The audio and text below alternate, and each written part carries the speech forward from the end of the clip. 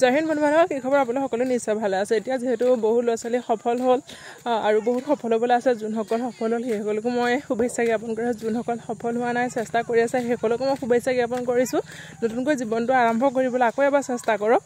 আৰু যোনসকলে সফলতা পালে এইবাৰ, সেইসকলৰ যিহেতু এপইণ্টমেণ্ট কেতিয়া দিব সেইকাৰণে বহুতে ৱেইট কৰি আছে। যিহেতু আমাৰ CM ছাৰে আজি 3 দিনৰ আগত তেখেতে কৈছে কেই তাৰিখে মানে ক'ত কিমান কোনটো মাহত দিব। নৱেম্বৰ মাহত যিহেতু তেখেতে কৈছে যে এপইণ্টমেণ্টখিনি দিম যোনসকলে নতুনকৈ চাকৰি পাইছে, আৰু নৱেম্বৰ মাহত আকৌ নতুন ভেকেঞ্চি উলিয়াই দিব। সেয়েহে সকলোৰে কাৰণে ভাল খবৰ। যোনসকলে এতিয়া চাকৰি ৰিজাল্ট দিয়াৰ পিছত চাকৰিটো পাই এপইণ্টমেণ্টৰ কাৰণে ৰখি আছে, সেইসকলৰ বাবে ভাল খবৰ। যিহেতু নৱেম্বৰ মাহতে এপইণ্টমেণ্টটো দিব আৰু নৱেম্বৰ মাহতে নতুন ভেকেঞ্চি উলিয়াব। সেয়াতকৈ কোনো হতাশা নহ'ব। সকলোৱে আকৌ নতুনকৈ জীৱনটো আৰম্ভ কৰিবৰ কাৰণে আকৌ যোনসকলে সফল হোৱা নাই সেইসকলে চেষ্টা কৰি থাকক। যোনসকলে সফল হ'ল সেইসকলে এপইণ্টমেণ্টৰ কাৰণে ৱেইট কৰি থাকক। নৱেম্বৰ মাহত দিব। ধন্যবাদ।